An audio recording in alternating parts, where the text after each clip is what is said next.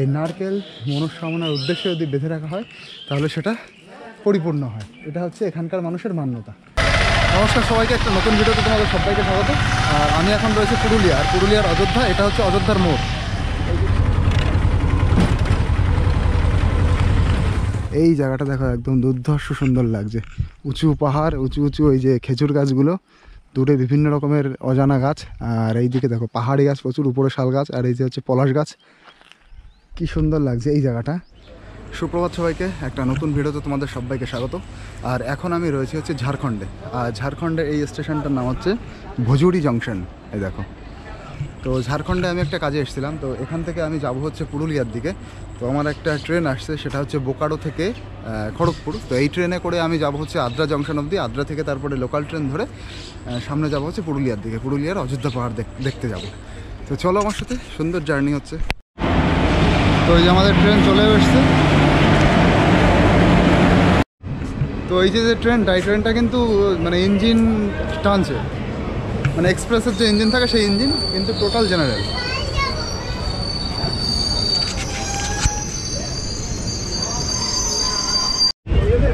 আমি কিন্তু এখনও এই ঝাড়খণ্ডের মধ্যে রয়েছি। এই দিকে যে ভূপ্রকৃতি এবং এরিয়া না, পুরো সেই অনর্বর একদম পাহাড়ি ভূপ্রকৃতি।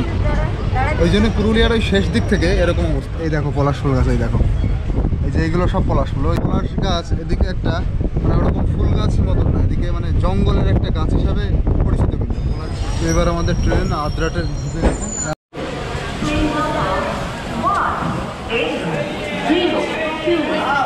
তো এটাই হচ্ছে আদ্রা জংশন। আর এখান থেকে আমার পুরুলিয়ার ট্রেন ধরতে হবে, পুরুলিয়ার লোকাল ট্রেন। ওই অযোধ্যা যেতে, অযোধ্যা পাহাড়।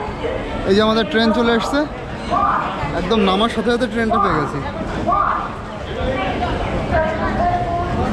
তো টাটানগর, এটা আসানসোল থেকে আসছে না? হ্যাঁ, পুরুলিয়া এত বড় হবে।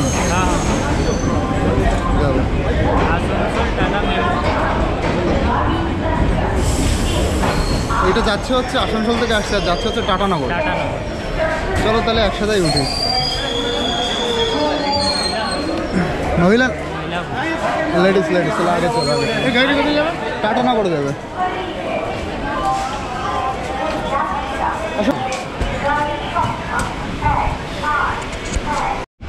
আদ্রা থেকে আমি যে বড় হয়ে যাচ্ছি, এখান থেকে 70 কিলোমিটার।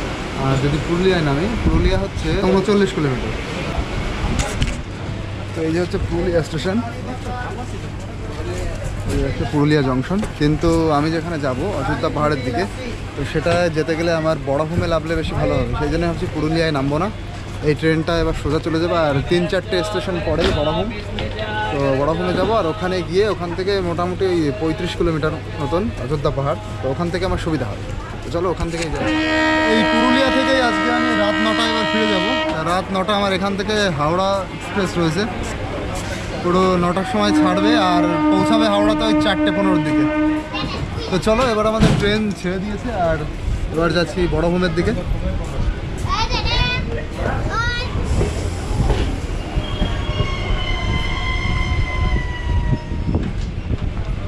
তো আমার স্টেশন এবার চলে এলো বড়ভূম। তো চলো সামনের দিকে। এখান থেকে প্রথমে শুনতে হবে কোন জায়গা থেকে বাস ছাড়ে। দাদা, এই জায়গার থেকে বাস কোন জায়গা থেকে ছাড়ে? ওই জায়গা থেকে, মানে অযোধ্যা যাওয়ার বাস? অযোধ্যা যাওয়ার বাস ওইদিকে, ওইদিকে। তো চলো তাহলে এইভাবে শুনে শুনে যেতে হবে সব জায়গায়। এই দিকটাই কিন্তু হেভি সুন্দর গরম, মানে খুব সুন্দর গরম। এই যে হচ্ছে দেখো প্রতীক্ষালয়, এখান দিয়ে বেরোতে হবে।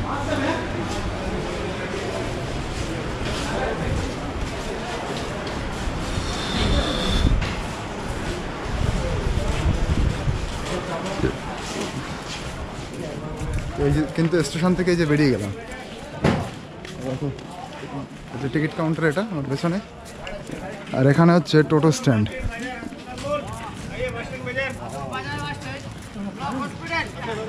বাস স্ট্যান্ড দাদা,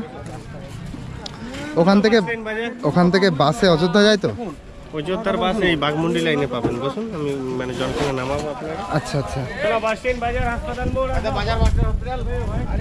চলো চলো বাস স্ট্যান্ড অব্দি এই গাড়িতে করে যাই। এই যে বাজারের উপর দিয়ে যাচ্ছি, এই বাজারটার নাম হচ্ছে বলরামপুর বাজার। স্টেশনে নামলাম হচ্ছে বড়াভূম স্টেশন। তো আমি এই বাজারের মোড়ে চলে এলাম, আর এখানে হচ্ছে বাঘমন্ডির বাস আসবে। এই বাঘমন্ডির বাসে করে আমার যেতে হবে হচ্ছে অযোধ্যা মোড়ে। বাঘমন্ডির বাস এখানে আছে, এক গ্লাস জানতো। তো এখান থেকে এই আখের রস খেয়ে নি। তো এই মোড় থেকে প্রথম ভেবেছিলাম বাসে যাব, কিন্তু তারপরে অটোটা তাড়াতাড়ি যাচ্ছে বলে এখান থেকে 9 কিলোমিটার অযোধ্যা মোড়, 25 কিলোমিটার যেতে হবে অযোধ্যা মোড় অবধি। ওখান থেকে তারপরে বিভিন্ন ডেস্টিনেশনের বিভিন্ন রাস্তা আছে, ওখানে গিয়ে তারপরে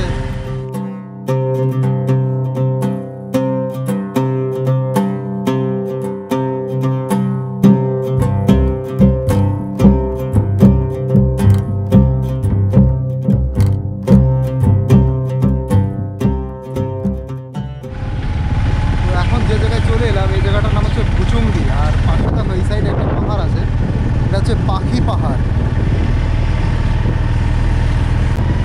এখন যেখানে চলে এসেছি এটা পুরো পাহাড়ি জনপদ এরিয়া, পাহাড়ি গ্রাম। এই পাহাড়ি গ্রামের মধ্যে দিয়ে আর 12 কিলোমিটার আমাদের সামনে যেতে হবে। সামনেই রয়েছে হচ্ছে অযোধ্যা মোড়।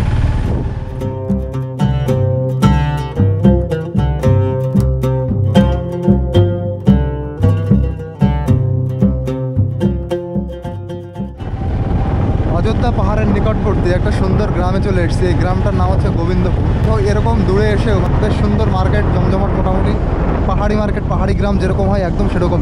এগুলো কিন্তু হোমস্টে। এবার যে বাজারে এসে আমরা উপস্থিত হলাম এটা হচ্ছে বাঘমুন্ডি বাজার। আর এটাই একদম অযোধ্যা পাহাড়ের কাছে যে বাজারটা, সেটাই এই বাঘমুন্ডি বাজার। এখন মানে অনেক ফাঁকা রাস্তা পেরিয়ে একটা কিন্তু বড় বাজার এটা, এই বাঘমুন্ডি বাজারটা। এই যে নেতাজির মূর্তি, এটা হচ্ছে অযোধ্যার মোড়। আর এই সামনে এটাই গেছে হচ্ছে অযোধ্যা পাহাড়ের দিকে। সামনে দেখো বাঘমন্ডি লেখা রয়েছে একটা এতে।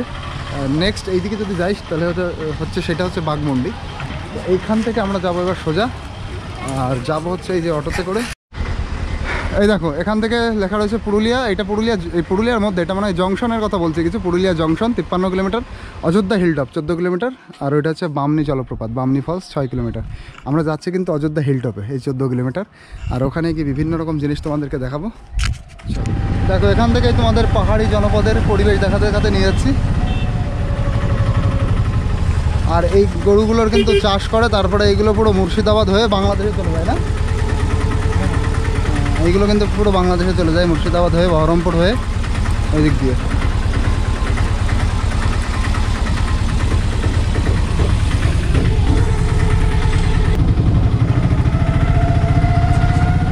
এইদিকে তোমরা একটু ধান দেখতে পাচ্ছ, ওই যে ওইদিকে সামনে একটা ড্যাম আছে। এই ড্যামের জল এই চাষের জন্য একটু ইউজ হয়, এই জন্য এখানে ধান আছে, অন্য কোথাও ধান নেই। এই দেখো পুরো পাহাড়ের পাশ দিয়ে এবার যাচ্ছি আমরা।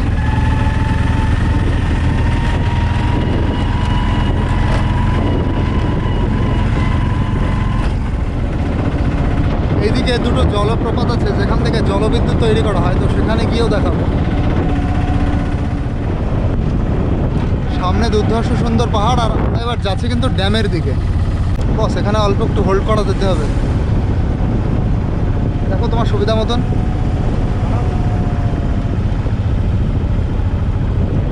অল্প একটু থামতে হবে এই জায়গায়, কোথায় তোমার সুবিধা হয় না।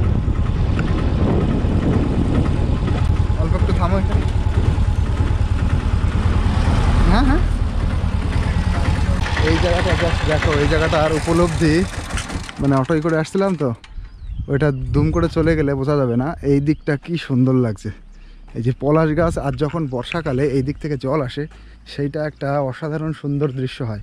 আর এখান থেকে জলটা বেরিয়ে যায়, এই যে এই মতন করা জলটা বেরোনোর জায়গা।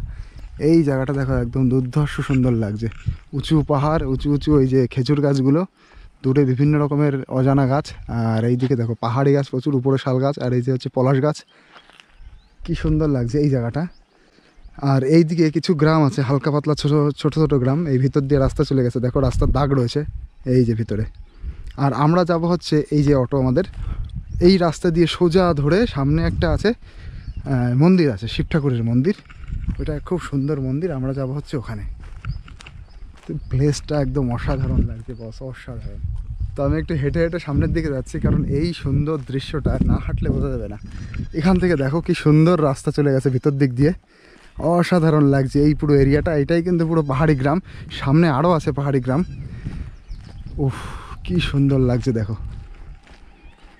চলে আসো, তো চলে আসো।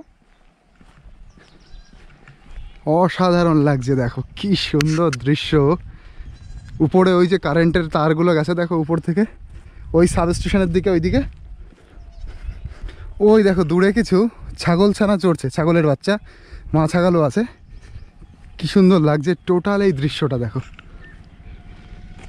কি ফ্রেম, কি সুন্দর, মানে একটা পরিপাটি সৌন্দর্য। অসাধারণ লাগছে কিন্তু, জাস্ট অসাধারণ। এখানে দেখছি তবুও খেজুর গাছ কাটা আছে দু একটাই, দেখো খেজুর গাছ এখানেও কাটে, এই যে এইগুলো কিন্তু সব খেজুর গাছ কাটা। কিন্তু ঝাড়খণ্ডের দিকে ওরা খেজুর গাছ কাটতে বোঝে না। আমি যেখান থেকে আসছিলাম ওখানেও প্রচুর খেজুর গাছ, কিন্তু ওখানে ওরা কাটতে বোঝে না। এই দৃশ্যটা দেখো, অপূর্ব, একদম নিদারুণ দৃশ্য। এই জায়গাটা দেখো, এই যে উপরে কিছু পাহাড় আছে, পাথর আছে, উপর থেকে যখন জলটা বয়ে আসে কি সুন্দর লাগে, তোমরা জাস্ট ভাবো। ও, আর এই যে মেঠো পথ, লাল পুরো রাস্তা, এই রাস্তার মাঝখান দিয়ে এই যে আমাদের অটো চলে যাচ্ছে সামনের দিকে। ওয়াও ওয়াও ওয়াও, এক অসাধারণ দৃশ্য। এখান থেকে দেখো পুরো পাহাড়টা মানে সুন্দর করে দেখা যাচ্ছে, বোঝা যাচ্ছে দেখো পুরো পাহাড়টা এখান থেকে। কি সুন্দর লাগছে দেখো, এই রাস্তাটা এঁকে বেঁকে ভিতরে চলে গেছে। আর জাস্ট ফ্রেমটা দেখো, এই দেখো ফ্রেম। ও, এবার দেখো এইখান থেকে কি সুন্দর চলে গেছে ভিতরে।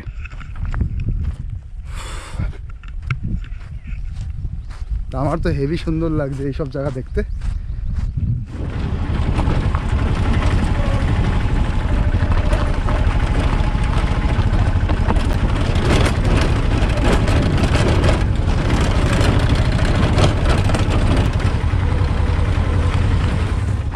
এবার এই জায়গার সিনটা তোমরা দেখো, জাস্ট অসাধারণ। আর এই যে জায়গাটা তোমরা দেখতে পাচ্ছ, এটা হচ্ছে মানে বর্ষাকালে এই দিক দিয়ে জল আসে বলে এই জায়গাটা এরকম হয়ে গেছে। আগে পুরো ভালো রাস্তা ছিল, কিন্তু এখন সেরকম নেই। উপর দিয়ে একটা রাস্তা যাচ্ছে, আমরা আচ্ছা উপর দিয়ে যে রাস্তা, উপর দিয়েও কি যাবো? ও আচ্ছা, এটা হচ্ছে পাওয়ার হাউসের রাস্তা।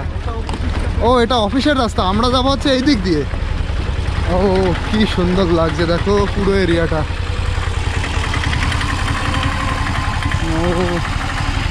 অসাধারণ সুন্দর। এই দেখো আপার ড্যাম আর লহরা টেম্পল, ওই দিকটা হচ্ছে পাওয়ার হাউস। পাওয়ার হাউস মানে আমি বলছিলাম যে আপার ড্যাম থেকে মাঝখানে ওই যে বিদ্যুৎ তৈরি হয়, সেটাই হচ্ছে পাওয়ার হাউস। এই দেখো টোটাল জায়গাটার সৌন্দর্যটা দেখো। এই দিকটা বাঁধানো হয়েছে, এই উপরে হয়েছে আপার ড্যাম। এই যে উপরে এই যে সাজানো, এর উপরে একটা ড্যাম রয়েছে, ওইটা আপার ড্যাম। আর এর ভেতর থেকে কোথাও দিয়ে জল আসে, আর সেইটা হচ্ছে টারবাইন দিয়ে ঘুরিয়ে বিদ্যুৎ উৎপন্ন হয়। ভাই এইটা হচ্ছে আপার ড্যাম, তো এই যে এইটা লোয়ার ড্যাম, তাহলে আপার ড্যামটা আরো উপরে। ও, আমি ভেবেছি এইটা হচ্ছে লোয়ার ড্যাম, ওই যে সামনে এইটুকুতে কারেন্ট তৈরি হবে কি করে? ও আচ্ছা, তাহলে এই যে ড্যামটা রয়েছে এইটাই লোয়ার ড্যাম, আর আমরা আপার ড্যামে যাব। সামনে দেখো অসাধারণ লাগছে। চলো বস, তাহলে আপার ড্যামটা আরো উঁচুতে, এটা আমি বুঝতে পারিনি। এইটা হচ্ছে লোয়ার ড্যাম। তা আমরা যাচ্ছি হচ্ছে লহরিয়া শিব মন্দিরের দিকে, ওখান থেকে যাব হচ্ছে আপার ড্যামের দিকে, লোয়ার ড্যামের দিকে, তারপরে আপার ড্যামের দিকে যাব। আচ্ছা,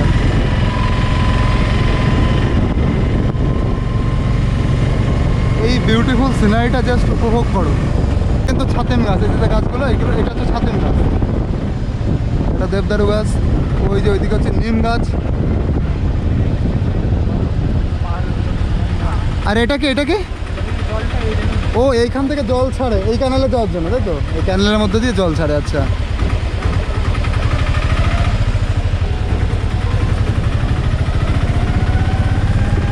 কি দারুণ লাগছে দেখো।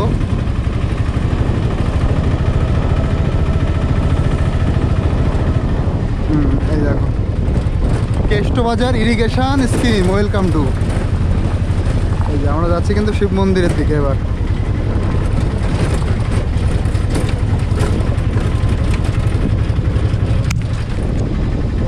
দেখো এবার আমরা চলে এসেছি লহরিয়া ধামে।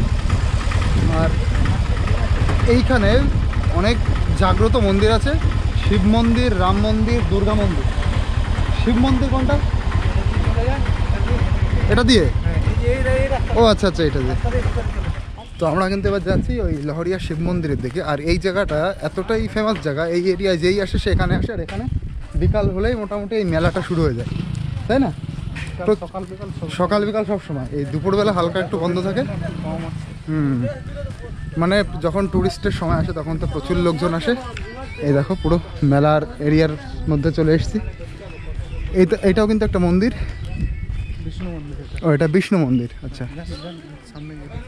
ও এই যে এই দেখো মহাবিষ্ণু আর মহালক্ষ্মী বসে আছেন দুজনে।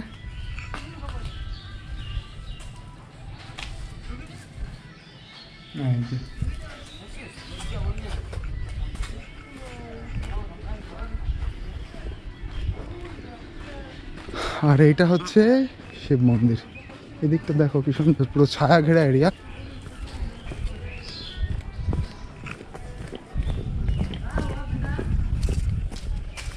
ও এখানে চটি খুলতে হবে?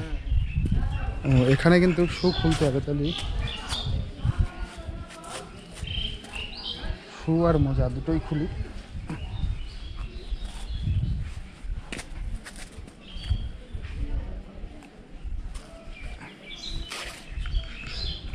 চলো এবার সামনের দিকে যাই। এটা গৌরাঙ্গ, এটা গৌরাঙ্গ মন্দির। ঠাকুর ওই ভেতরে আছে মনে হয় তাহলে। আর এইটা শিব মন্দির, তাই? শিব মন্দির, ওইখানে রাম মন্দির, ওই যে নবপরায়ণ চলছে, ওইটা রাম মন্দির। আচ্ছা শিব মন্দিরে চলো ভেতরে একটু ঘুরিয়ে দেখে আসি। এই দেখো এটা হচ্ছে শিব মন্দির, লহরিয়া শিব মন্দির। সবাই দেখো কি সুন্দর শুয়ে আছে।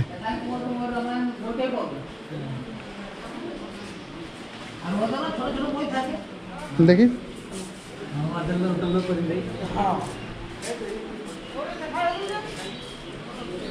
এই দেখো শিব ঠাকুরের মন্দির এটা।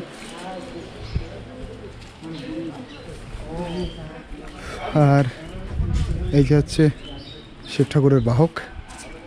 ঠাকুরের ভেতর থেকে একটু দেখে আসি। এই যে ঠাকুর, এখানে বিভিন্ন ঠাকুরের ছবি রয়েছে। মা কালীর মূর্তি। এদিকে হচ্ছে কি ঠাকুর? এটা দুর্গা ঠাকুর মনে হয়, এটা গণেশ ঠাকুর।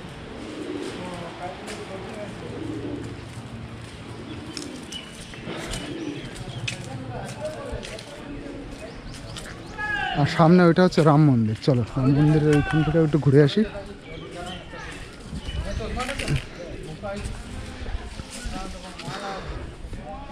সবাই দেখো বসে রয়েছে ভক্তরা। এখানে প্রচুর দেখো পায়রা। আর নিচে না প্রচণ্ড গরম, ভীষণ গরম নিচে। খালি পায়ে হাঁটতে হচ্ছে, আমি বুঝতে পারছি নিচে বিভৎস গরম। আর এইটা হচ্ছে রাম মন্দির। এটা রাম মন্দির তো? এই দেখো, এই দেখো রাম লক্ষ্মণ সীতা। এই দেখো কি সুন্দর লাগছে, রাম লক্ষ্মণ আর সীতা। জয় শ্রীরাম। এই দেখো রাম লক্ষ্মণ সীতা। আর হনুমানজি এখানে রয়েছেন। হনুমানজি ভেতরেও আছে মনে হয়, ভেতরেও আছে। ওই যে একটা পঞ্চমুখী হনুমান আছে, ঠাকুরের পুজো দেওয়া হয়েছে। খুব শান্তির জায়গা এই এরিয়াটা, না খুব শান্তির জায়গা।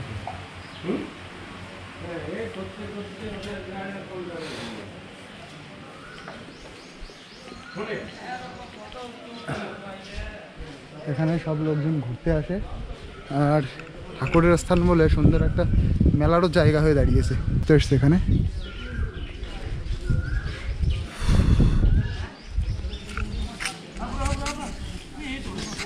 আর এই দেখো এখানে সুন্দর জলের ব্যবস্থাও আছে। এগুলো কিন্তু সব পানীয় জল, এইগুলো কিন্তু সব পানীয় জল, ঠান্ডা। তো এখান থেকে আমি জল ভরে নেবো এবার।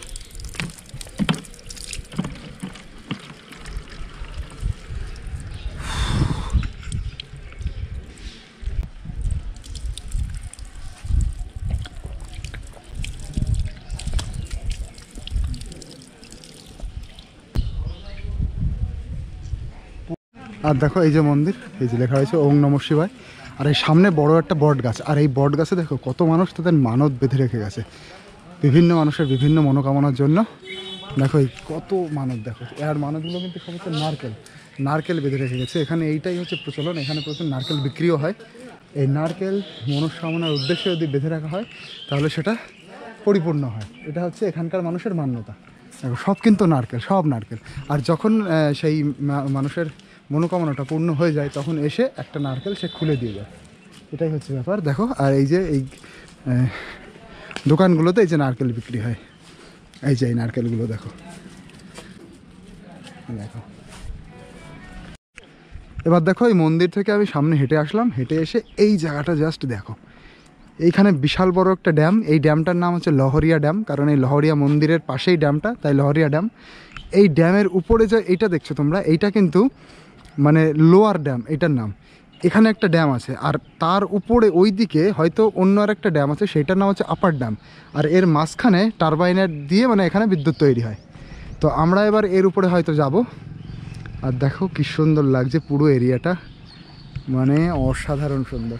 আর এখানে দেখো স্নান করছে, তবে এইটা মহিলা স্নান ঘাট, এখানে মহিলারা স্নান করবে, আর ওই দিকে হচ্ছে ছেলেরা স্নান করবে ওই দিকে।